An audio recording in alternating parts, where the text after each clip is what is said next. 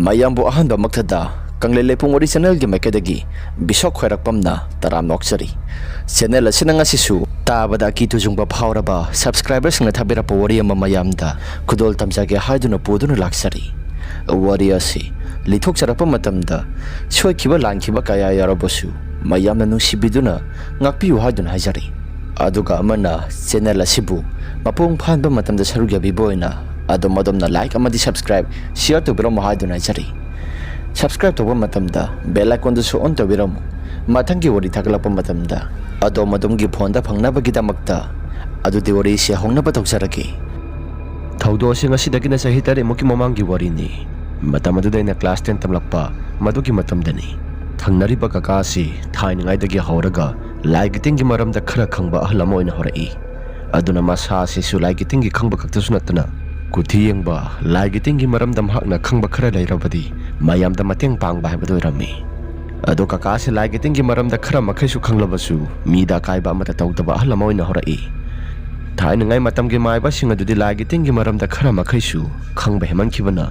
madu kakta sunatna laikai sita maiba sasu ki matik yamna lairami maiba yami matik yamna yengsina basisu yamami aikhoi pupu hoina haiba matamda lighting gi matam ase hoji hoji nabu khara phari nahawai gi matamda di lighting gi maram ase maiba ama gamaga yeksina banina ama gamaga posem tongna duna haikap tengkap yamna tongnai hairami adu hoji hoji ti maiba si pak pak na leitra banina kaya thodok na buto gidre nahawai gi matam na henabu sathi hairaga pupu na hairaklami maduda ina pupu da sumna hangki pupu thain ngai matam da haikap tengkap tawbasi kamaina toribanu ai khudi maduga amata khangdre era sinida haikap tengkap taw bai basi maiba amada gina maiba amada mahakna hajariba mahipum namak singado sangyeng tawba natragana maiba topa natragana mi atopado manghangi haibagi matagumna phataba kapadubuni madugi wadu de khusu thoido hindona khanjiluba tawdre da masu haibadi masi laigi tinggi oiba maramda haira ba maiba kaya singna masigi thawang ase tawbuni aikhogi laikai da Kula Chandra ko ba maiba ma lairami masigi maiba si yamna kayamuk sathi ke haiba matamda mahaki mahaya se suki matik hen haiba heman khibuna mahaki mathoi mami asi ani thokna salli pupuki waipom namak singu daina kari maram na no haina yamna ngak na hairami madugi makha tarak padaina pupu kamaina no thawai ani thokna salli hairi basi se mahaki mathawai duna ne yumda laire haina khalasi haibadi mahaki mathawai mahaki body manungda yawriba haksa manungda yawriba thawai adu mahaki mayumda leire haina khalasi aduga atopa mahaki samana ba saktam amana atopa lamda chapa yai haibani thaina ngai gi matam gi maiba singa dudi onthokna haikre lamma si suma khongna gari tonglaga mata chakidi gari su matam adu de yamna tangba san gari natra gari chapa si yamna pharak taba gari su yamna tangna chapa maramda lamma se sidagina lapna khongna dum salaga ngantana halapso dum yawi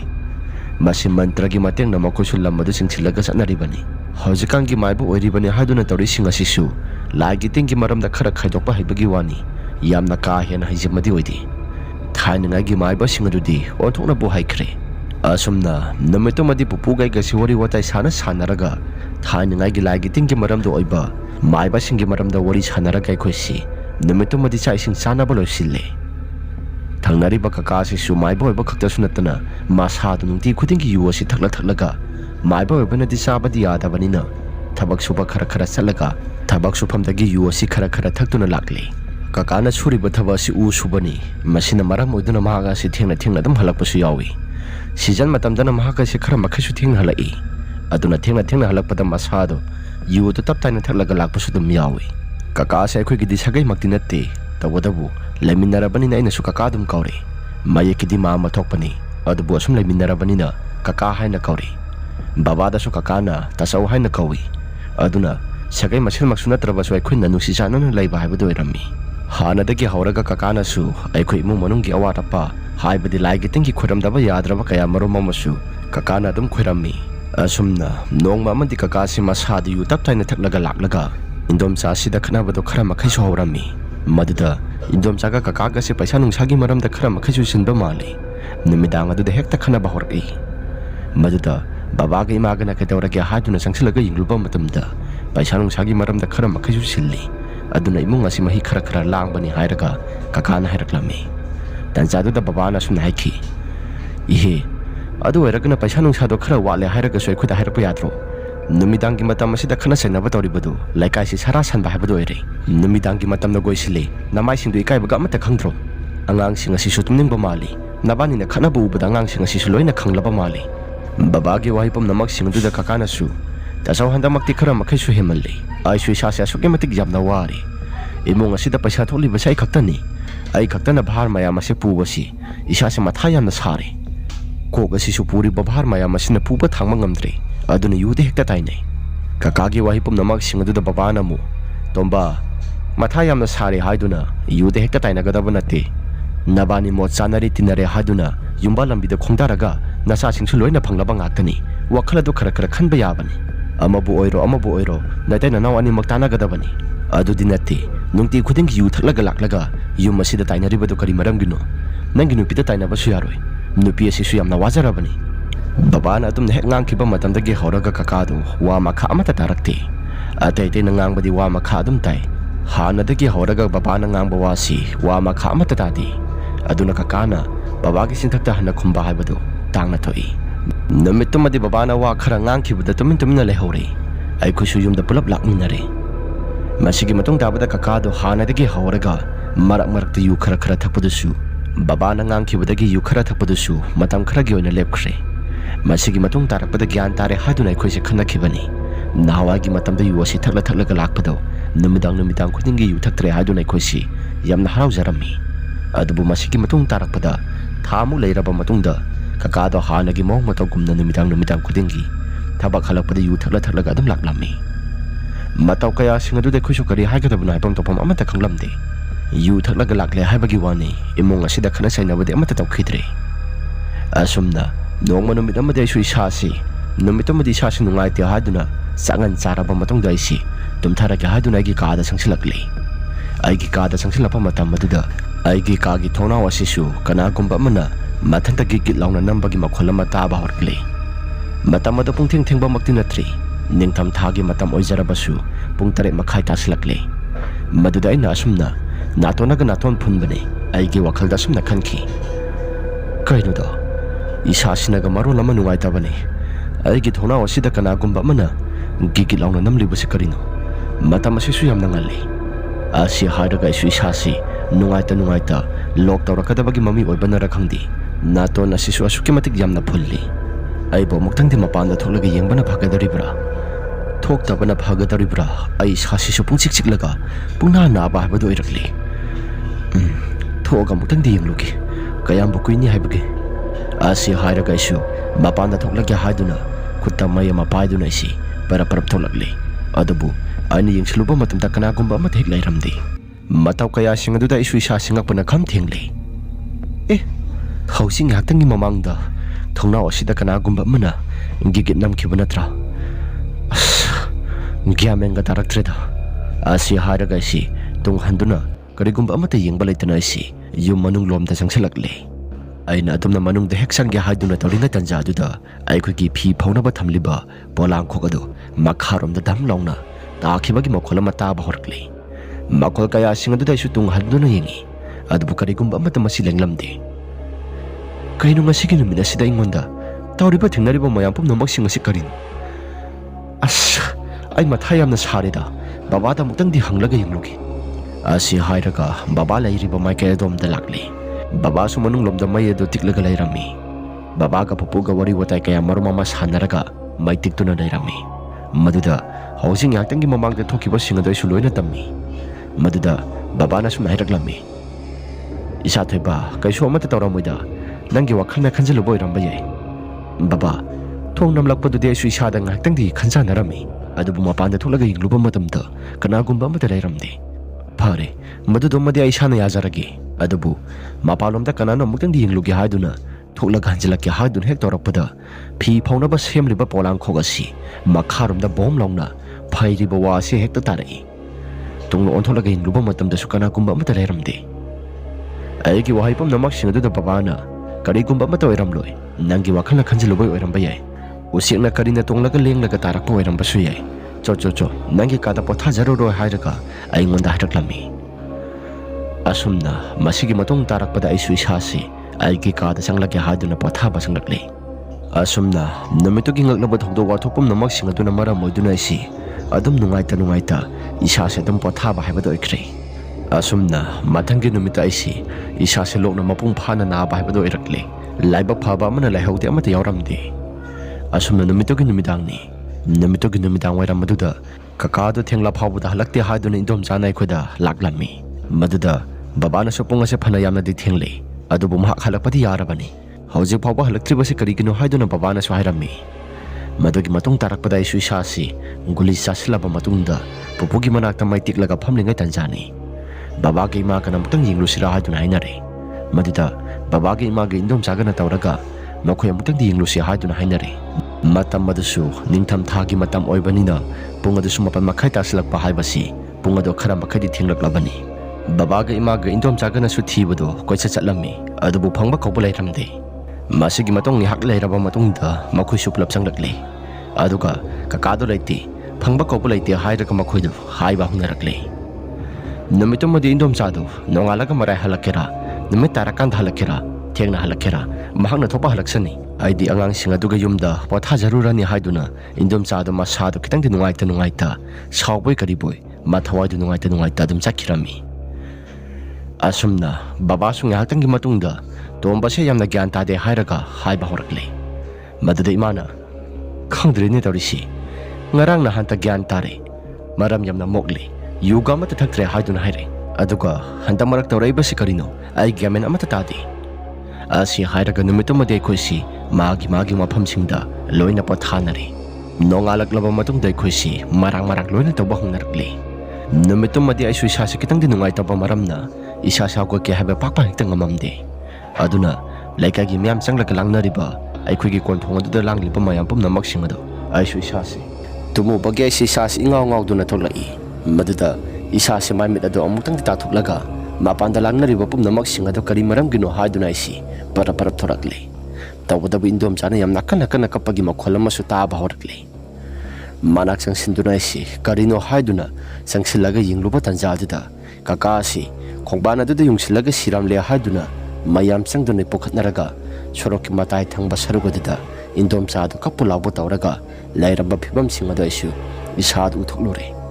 Madu uthuklubudagi sasi nungaitabana kham thengli. Mafam jagadu da kaka hoi thabak suminaba mioi khara sulaklammi makhoina ngarang numidang adu sajau thongduna sai aduna yusu khara makhai su thakibani masadu sapangambut ngamdabu tawraga sakhibani aikuna thimbi ge habasu yadi. Mahak mathanda dum sakki yani haiduna dum sakhibani haiduna kakaiga thabak suminaba kambu singaduna hairaklammi.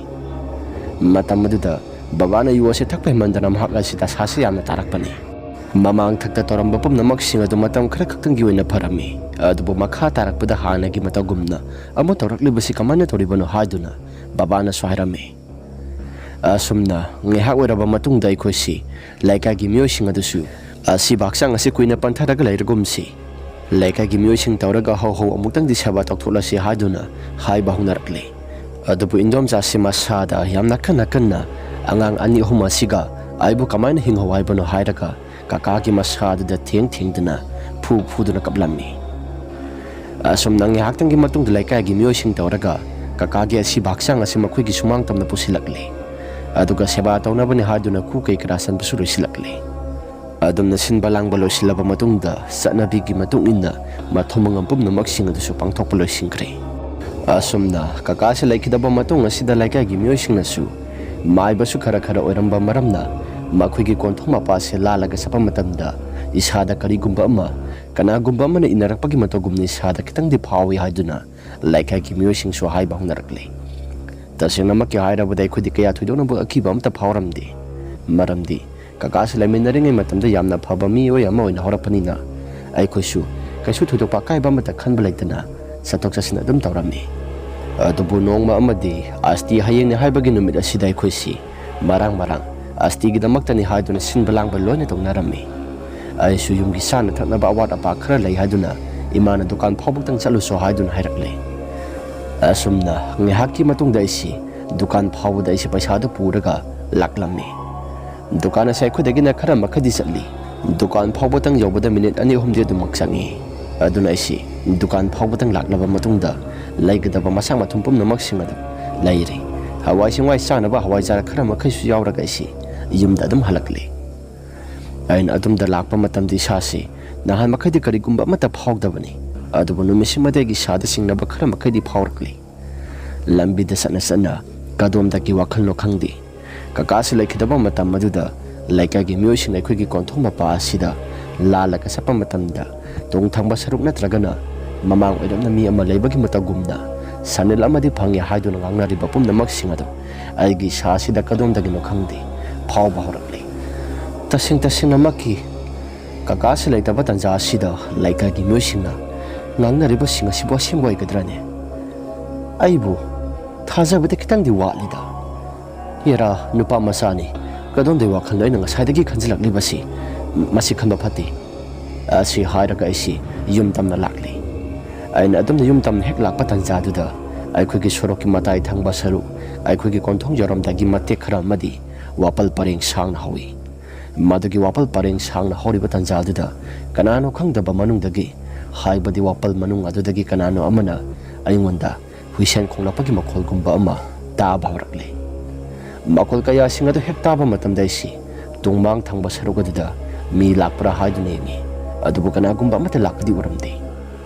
kanagumba mata sulaktaba aduga wapal manung thangba saruktagi makholadu taki gum tawi ihe laknariba kaidura asi hairaga isi konthong tamna parap sanglakli aduba ina tung thangba saruga sida kanagumba mana inarapagi makhol gumna taba horkli aisu asum sana sasi makhol pumnamak singado taba matamda karino haiduna wakhalda khanjanrakli adubu tung hanadi suyeng yengdana isi parap lakli asumna sumang da jwar sanari bapum namak singado madugi manak hek yawba tanjaduda haibadi mangal phangba jakaduda ngasai makhai taram bapum namak singado kari kumba mate hek ta khidri asumna makhol pum namak singado hek phakhibaduda aigi sada hoji ki mamangda kiba thudona phawkhidrabasu samamnaba kari kumba khara makhadi phawduna lakiba singado kari kumba mate phawkhidre imong lomda changduna isi lakle adugi imada paw pum namak singado loina hekta tammi madudi imana kasu khanjiluba darunada laikaina karino khara ngangnabadu nang suwakhlado khanjilaga lakpana oirambasu yai kasu thudokna khanjilunu nang kakase phattaba midinati pharibani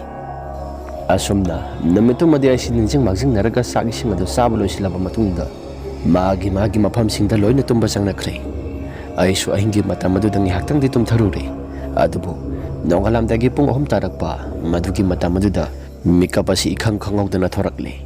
adumna mikapadu thorakpa tanjaduda ngihaktang di sase khanja narami nahan makhadi hawasi mikapasi marakta pakpak nekta thoraktabani adubu ngasigi numira sida karino asi haduna isi makha tana tumthage had hek tawringai tanjaduda thangnariba sumang asida khariba jingado haibadi sumangda khariba mantopadu kanagumba amana tinado satokpaki makholamaisi taba horakle tinasi so amakaktanati satoklibasi mari manga pai duna kanagumba amana satpagi makholamaisi lepa leitana taba horakle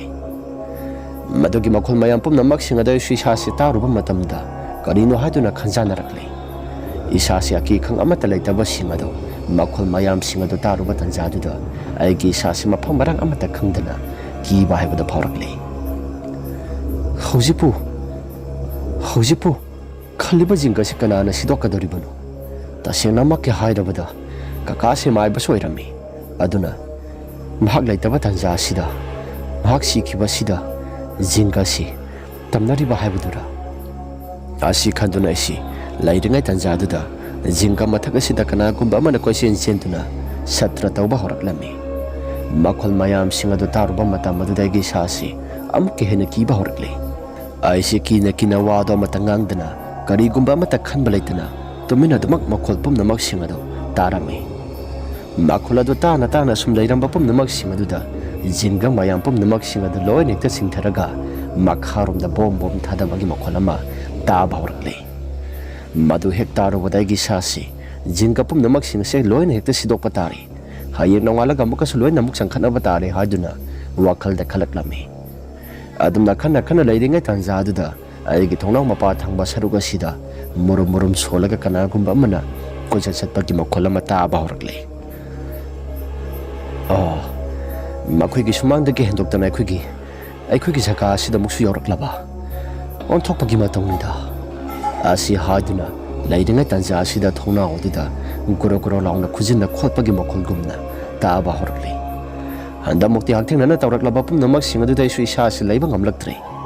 ꯐꯃꯨꯡꯗꯒꯤ ꯄꯔꯞ ꯀꯨꯝꯊꯔꯕ ꯃꯇꯨꯡꯗ ꯕꯕꯥꯒꯤ ꯃꯅꯥꯛꯇ ꯆꯦꯟꯁꯤꯜꯂꯝꯃꯤ ꯕꯕꯥꯗꯁꯨ ꯑꯩꯅ ꯍꯧꯗꯣꯛꯂꯦ ꯕꯕꯥꯁꯨ ꯑꯐꯤꯡ ꯑꯐꯥꯏ ꯑꯣꯏꯅ ꯍꯧꯒꯠꯂꯛꯏ ꯑꯗꯨꯒ ꯀꯩꯗꯧꯔꯦ ꯍꯥꯏꯗꯨꯅ ꯑꯩꯉꯣꯟꯗ ꯍꯪꯂꯛꯏ ꯕꯕꯥ ꯉꯁꯥꯏꯗꯒꯤ ꯊꯪꯅꯔꯤꯕ ꯁꯨꯃꯥꯡ ꯑꯁꯤꯗ ꯁꯞꯇ꯭ꯔ ꯀꯌꯥ ꯃꯔꯨꯝ ꯑꯃ ꯇꯧꯏ ꯃꯗꯨꯒꯤꯁꯨ ꯃꯊꯛꯇ ꯑꯩꯒꯤ ꯊꯣꯡꯅꯥꯎ ꯃꯄꯥ ꯊꯪꯕ ꯁꯔꯨꯛ ꯑꯁꯤꯗ ꯀꯅꯥꯒꯨꯝꯕ ꯑꯃꯅ ꯒꯣꯔꯣ ꯂꯥꯎꯅ ꯈꯣꯠꯄꯒꯤ ꯃꯈꯣꯜ ꯑꯃꯁꯨ ꯇꯥꯏ ꯑꯃꯨꯛꯇꯪꯗꯤ ꯊꯣꯛꯂꯒ ꯌꯦꯡꯉꯨꯁꯤꯔꯥ ꯑꯩꯒꯤ ꯋꯥꯍꯩ ꯄꯨꯝꯅꯃꯛꯁꯤꯡ ꯑꯗꯨꯗ ꯕꯕꯥꯅ ꯏꯕꯨꯡꯉꯣ ꯅꯣꯡꯉꯥꯟꯁꯨ ꯅꯣꯡꯉꯥꯟꯗꯧꯔꯦ ꯍꯌꯦꯡ ꯒ꯭ꯌꯥꯟ ꯇꯥꯅ ꯌꯦꯡꯂꯁꯤ ꯃꯗꯨꯅꯁꯨ ꯐꯒꯗꯕ ꯃꯥꯜꯂꯤ ꯅꯪ ꯀꯀꯥꯁꯤ ꯂꯩꯇꯕ ꯃꯇꯝ ꯑꯁꯤ ꯃꯤꯅꯁꯨ ꯀꯔꯤꯅꯣ ꯈꯔ ꯃꯈꯩꯁꯨ ꯍꯥꯏꯅꯩ ꯑꯗꯨꯅ ꯍꯌꯦꯡ ꯅꯣꯡꯉꯥꯜꯂꯒ ꯒ꯭ꯌꯥꯟ ꯇꯥꯅ ꯌꯦꯡꯂꯁꯤ ꯐꯠꯇ ꯅꯨꯡꯗ ꯊꯣꯛꯂꯕꯗꯤ ꯏꯄꯥ ꯏꯆꯥ ꯈꯛꯇꯅꯤ ꯃꯥꯡꯖꯒꯗꯧꯔꯤꯕꯁꯤ ꯑꯁꯤ ꯍꯥꯏꯔꯒ ꯅꯣꯡꯉꯥꯟꯕ ꯐꯥꯎꯕꯗꯤ ꯑꯩꯁꯤ ꯕꯕꯥꯒꯤ ꯃꯅꯥꯛꯇ ꯏꯄꯥ ꯏꯆꯥꯁꯤ ꯇꯨꯝꯗꯅ ꯑꯗꯨꯝ ꯉꯥꯏꯃꯤꯟꯅꯔꯝꯃꯤ ꯑꯁꯨꯝꯅ ꯅꯣꯡꯉꯥꯜꯂꯕ ꯃꯇꯨꯡꯗ ꯑꯩꯁꯤ ꯌꯥꯍꯧ ꯑꯗꯨ ꯉꯟꯇꯥꯅ ꯍꯧꯒꯠꯇꯨꯅ ꯃꯄꯥꯟꯂꯣꯝꯗ ꯊꯣꯛꯂꯛꯂꯤ ꯑꯗꯨꯕꯨ ꯑꯉꯛꯄꯒꯤ ꯃꯇꯧꯅꯤ ꯉꯔꯥꯡ ꯅꯨꯃꯤꯗꯥꯡ ꯁꯤꯡꯊꯈꯤꯕ ꯅꯣꯡꯉꯥꯜꯂꯝꯗꯥꯏ ꯁꯤꯡꯊꯈꯤꯕ ꯇꯤꯟ ꯃꯌꯥꯝ ꯄꯨꯝꯅꯃꯛꯁꯤꯡ ꯑꯗꯨ ꯃꯁꯤ ꯑꯃꯠꯇ ꯂꯦꯡꯗꯅ ꯐꯤꯕꯝ ꯏꯀꯥꯏ ꯀꯥꯏꯗꯅ ꯂꯩꯕꯗꯨ ꯑꯩꯈꯣꯏꯁꯨ ꯎꯕ ꯍꯧꯔꯛꯂꯝꯃꯤ ꯃꯇꯧ ꯀꯌꯥꯁꯤꯡ ꯑꯗꯨꯗ ꯑꯩꯈꯣꯏꯁꯤ ꯏꯉꯛꯅ ꯉꯔꯥꯡ ꯊꯣꯛꯈꯤꯕ ꯊꯧꯗꯣꯛ ꯋꯥꯊꯣꯛ ꯄꯨꯝꯅꯃꯛꯁꯤꯡ ꯑꯗꯨ ꯑꯇꯩ ꯀꯅꯥꯒꯨꯝꯕ ꯑꯃꯠꯇ ꯍꯥꯏꯔꯝꯗꯦ ꯑꯁꯨꯝꯅ ꯃꯇꯝ ꯑꯁꯤꯁꯨ ꯈꯔ ꯍꯧꯖꯤꯟꯈꯤꯕꯅ ꯑꯩꯈꯣꯏꯒꯤ ꯂꯩꯀꯥꯏꯒꯤ ꯃꯤꯑꯣꯏꯁꯤꯡ ꯑꯁꯤ ꯁꯣꯔꯥꯠ ꯂꯣꯏꯗ꯭ꯔꯤ ꯐꯥꯎꯕꯗꯤ ꯑꯩꯈꯣꯏꯒꯤ ꯀꯣꯟꯊꯣꯡ ꯃꯄꯥ ꯊꯪꯕ ꯁꯔꯨꯛ ꯑꯁꯤꯗ ꯅꯨꯃꯤꯠꯄꯨ ꯍꯦꯛ ꯇꯥꯔꯕꯗꯤ ꯃꯤ ꯑꯃ ꯂꯦꯞꯄꯒꯤ ꯃꯇꯧꯒꯨꯝꯅ ꯑꯗꯨꯝ ꯇꯧꯏ ꯍꯥꯟꯅ ꯃꯃꯥꯡꯊꯛꯇ ꯇꯧꯔꯝꯕ ꯄꯨꯝꯅꯃꯛꯁꯤꯡ ꯑꯗꯨꯗꯤ ꯀꯩꯁꯨ ꯊꯣꯏꯗꯣꯛꯄ ꯑꯃꯠꯇ ꯀꯤꯕ ꯐꯥꯎꯗꯦ ꯑꯗꯨꯕꯨ ꯍꯟꯗꯛꯃꯨꯛꯇꯤ ꯃꯤꯇꯝ ꯑꯣꯏꯅ ꯊꯣꯛꯄꯒꯨꯝꯅ ꯇꯧꯔꯦ ꯍꯥꯏꯗꯨꯅ ꯂꯩꯀꯥꯏꯒꯤ ꯃꯤꯑꯣꯏꯁꯤꯡ ꯑꯁꯤꯁꯨ ꯖ꯭ꯋꯥꯔ ꯁꯥꯟꯅꯕ ꯈꯔ ꯂꯥꯛꯑꯝꯕ ꯃꯤꯑꯣꯏ ꯄꯨꯝꯅꯃꯛꯁꯤꯡ ꯑꯗꯨꯁꯨ ꯑꯃꯠꯇ ꯂꯥꯛꯇꯕꯒꯤ ꯃꯇꯧꯒꯨꯝꯅ ꯏꯇꯥꯛ ꯇꯥꯛꯄ ꯍꯥꯏꯕꯗꯨ ꯑꯣꯏꯔꯛꯂꯦ ꯃꯇꯧ ꯀꯌꯥꯁꯤꯡ ꯑꯗꯨꯗ ꯑꯩꯈꯣꯏꯁꯦ ꯀꯔꯤ ꯍꯥꯏꯒꯗꯕꯅꯣ ꯍꯥꯏꯐꯝ ꯇꯧꯐꯝ ꯑꯃꯠꯇ ꯈꯪꯗꯦ ꯏꯟꯗꯣꯝꯆꯥ ꯍꯣꯏꯒꯤ ꯃꯈꯣꯏꯒꯤ ꯌꯨꯝꯐꯝ ꯑꯁꯤꯁꯨ ꯃꯃꯥ ꯃꯆꯥ ꯈꯛꯇ ꯉꯥꯏꯕꯅꯤ나 ꯑꯍꯜ ꯂꯃꯟꯁꯨ ꯑꯃꯠꯇ ꯂꯩꯇ꯭ꯔꯦ ꯀꯀꯥꯒ ꯏꯟꯗꯣꯝꯆꯥꯒ ꯑꯉꯥꯡ ꯑꯍꯨꯝꯁꯤ ꯈꯛꯇꯪꯅꯤ ꯂꯩꯔꯤꯕ ꯑꯗꯨꯅ ꯃꯈꯣꯏꯁꯤ ꯂꯩꯀꯥꯏꯒꯤ ꯃꯤꯑꯣꯏ ꯈꯔ ꯁꯪꯕꯤꯗ꯭ꯔꯒꯗꯤ ꯌꯥꯔꯣꯏ ꯍꯥꯏꯗꯨꯅ ꯌꯨꯝꯊꯪꯅꯕ ꯈꯔ ꯇꯧꯔꯒ ꯑꯗꯨꯝ ꯂꯦꯛꯄ ꯍꯥꯏꯕꯗꯨ ꯑꯗꯨꯝ ꯑꯣꯏꯔꯝꯃꯤ ꯁꯣꯔꯥꯠ ꯌꯧꯗ꯭ꯔꯤ ꯐꯥꯎꯕꯁꯤꯗꯤ ꯃꯅꯤꯡ ꯃꯍꯥ ꯑꯁꯤꯗ ꯀꯅꯥꯒꯨꯝꯕ ꯑꯃꯅ ꯀꯣꯏꯆꯠ ꯆꯠꯂꯒ ꯁꯤꯡ ꯊꯦꯛꯇꯅ ꯁꯥꯟꯅꯕꯒꯤ ꯃꯈꯣꯜꯒꯨꯝꯕ ꯑꯃ ꯇꯥꯏ ꯍꯥꯏꯗꯨꯅ ꯑꯃꯨꯛꯁꯨ ꯍꯥꯏꯕ ꯍꯧꯅꯔꯛꯂꯦ ꯑꯗꯨꯕꯨ ꯑꯩꯗꯤ ꯅꯣꯡꯃꯇ ꯃꯈꯣꯜ ꯑꯁꯤ ꯇꯥꯕ ꯀꯧꯕ ꯂꯩꯇꯦ ꯑꯁꯨꯝꯅ ꯁꯣꯔꯥꯠꯀꯤ ꯃꯌꯥ ꯅꯛꯂꯛꯄ ꯃꯇꯝ ꯑꯁꯤꯗ ꯑꯩꯈꯣꯏꯁꯤ ꯕꯥꯔꯇꯣꯟ ꯇꯧꯕ ꯆꯠꯅꯕꯅꯤ ꯍꯥꯏꯗꯨꯅ ꯕꯥꯔꯇꯣꯟ ꯇꯧꯕ ꯆꯠꯂꯝꯃꯤ ꯕꯥꯔꯇꯣꯟ ꯇꯧꯕ ꯑꯁꯤꯁꯨ ꯂꯝ ꯑꯔꯥꯞꯄ ꯈꯔ ꯌꯥꯎꯕ ꯃꯔꯝꯅ ꯆꯠꯄꯤꯅꯤꯡꯉꯥꯏ ꯃꯤꯁꯨ ꯀꯅꯥꯒꯨꯝꯕ ꯑꯃꯠꯇ ꯂꯩꯇꯕꯅꯤꯅ ꯂꯩꯀꯥꯏꯒꯤ ꯏꯃꯥꯟꯅꯕ ꯑꯃꯒ ꯑꯩꯒꯁꯤ ꯆꯠꯃꯤꯟꯅꯔꯝꯃꯤ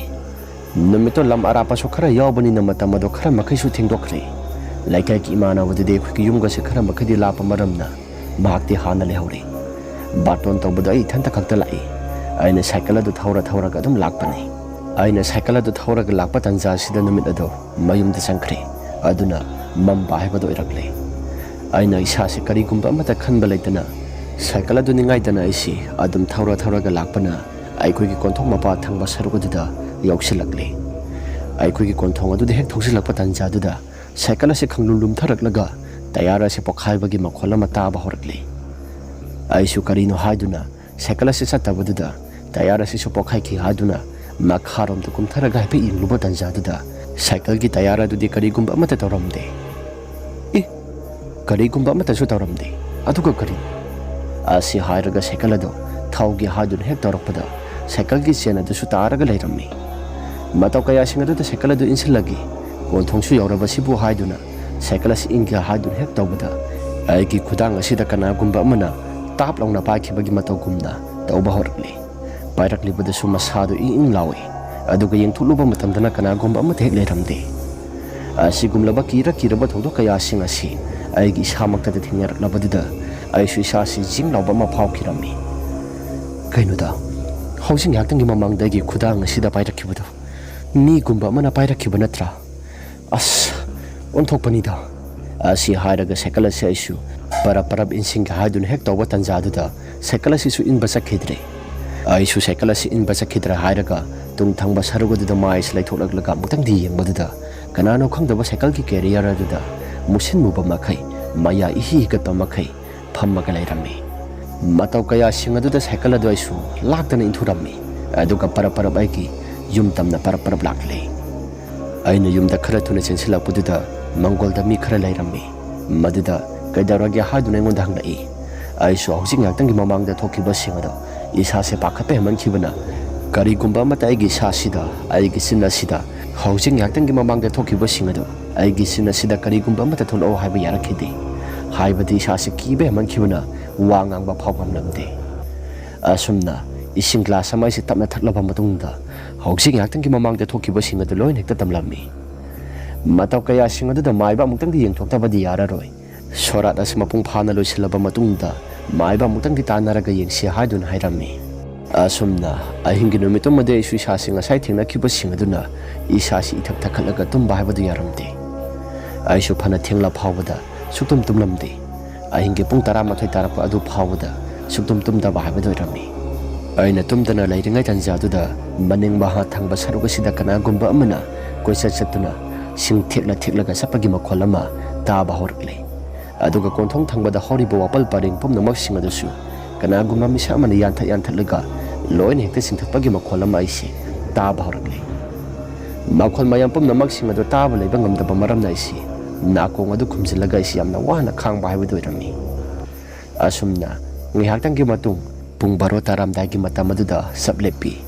makhol pomnamak singadu lepkhibaduda aisu isa se neta na tumba haibu rami asumna soratu sumapung phana loisilaba matungda maiba ahiba muktangdi tanaraga yengsi haiduna khoisi yenghalami madugi matung tarakpada kakana de kari kumba phataba mata tawramde tawadabu kakagi mathwai mami asina pendaba maramna konthong thangba saruga sida mahaki mathwai asi laibani adubu hojikti kari kumba mata tawraroi haiduna maibaduna loisimbeki masigi matung tarakpada khuse kari kumba mata tawdana nungaina dum laiba habdoi rami indom saso akhuna marak ta adum yengsenbirami aduga indom saso phana bani ngamna bani haiduna makhoisu adum hingna batorami masigi makha tarakpada kari gumba mata tawdabadu dai khoisi imna signa hana gi mata gumna laiba haibdu rami asumna wari se matang asde lo sinjari wari se nungai birabadi like amadi subscribe share to biram haiduna chari aduga mana adom gi isada thokpa simbori sinai biragadi akhuna pitok chari ba whatsapp number asida thabirabani singjari ngasi gona de matang asde lo sinjarage mathangi wari da mohna thingnarasi imalai bakna yai phare